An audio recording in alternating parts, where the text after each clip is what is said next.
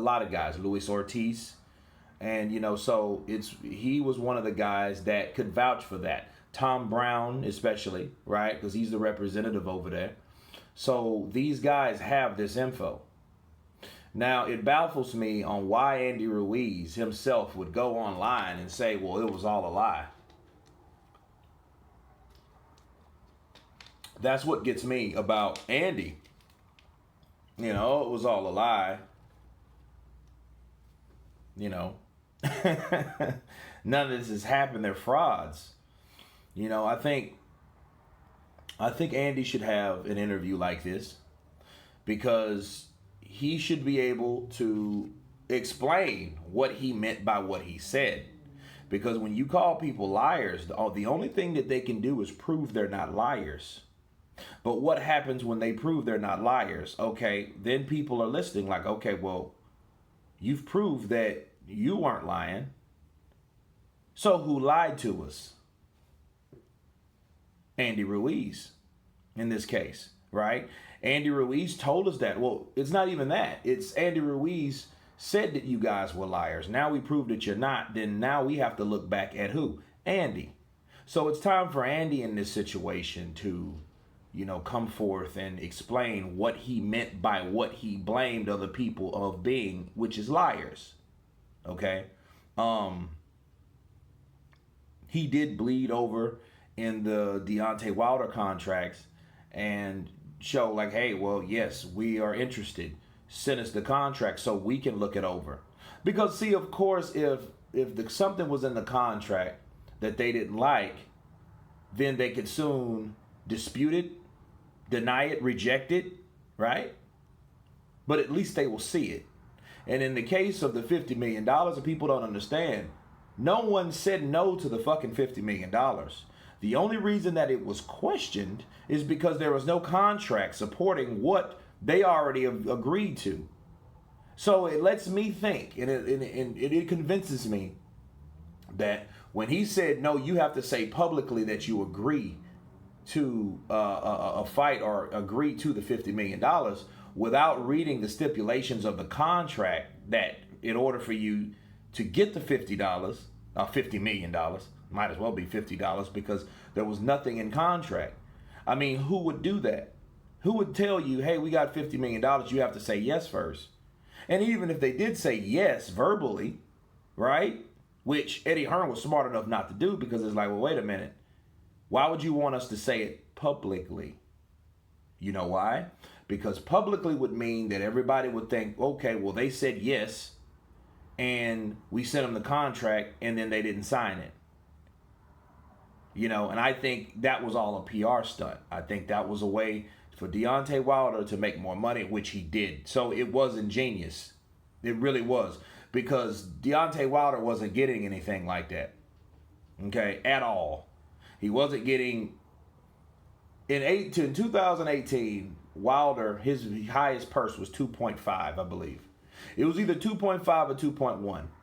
And understand, if you guys seen my video with Michael Moore explained that managers get their cut, promoters get their cut, the trainers get their cut, the taxes get their cut, and then the rest of that is yours.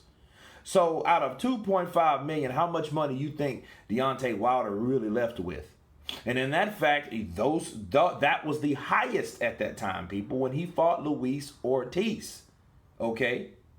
So how much money do you think they offered him before that? $900,000. Some was like I think one was 1.9 when he fought Stavern the first time. But how much money do you think he actually walks away with? Okay, so we have to look at that the way it is.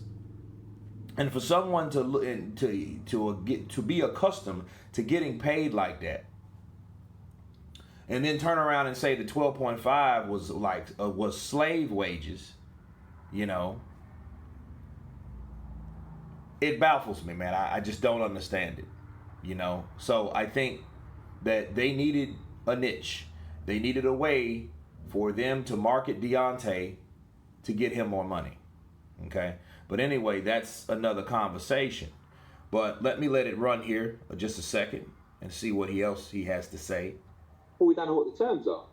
So I could offer Andy Ruiz $4 million, But in the contract, he's got to come to the ring with his old boy hanging out.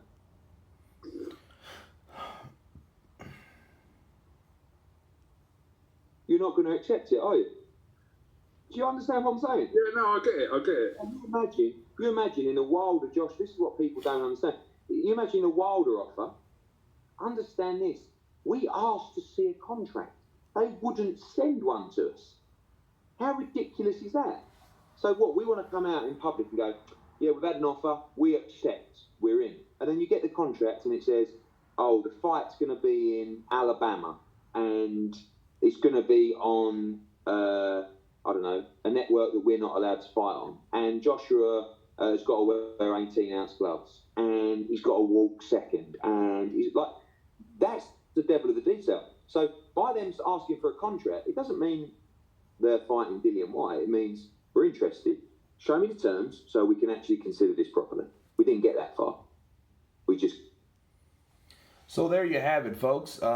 This is what it is. And I know this video is a little long and I need to cut this video off. So I will conclude. I'll probably chop it in half, you know, divide and conquer. So I will have the first part out to this video and then the second part. But because this is going into another topic, but it was a great topic because it was a good reference. And the reference was Anthony Joshua, Deontay Wilder now. Okay. So with this, Eddie was just explaining that without a contract, what could we really do? You know, like there is nothing that you could agree to if there's no details concerning the fight. Of course, the pay, but you have all this other stuff. You know what I mean? And that they want you to agree to without even seeing and have, because they want you to make a decision based on something that you don't know about.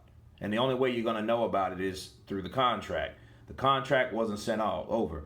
That's what people don't understand. A lot of casuals way he turned down $50 million. A lot of channels want people to believe that, and they know they don't believe that shit themselves because they know how it works in any other situation. If there was any other fighter, they know how it works if they know anything about boxing. Okay, but anyway, that's just me wrapping it up, guys. You guys tell me what you think about Eddie Hearn telling his side of the story with Dillian Whyte and Andy Ruiz. Of course, please subscribe, and you guys been Counterpunch. Peace.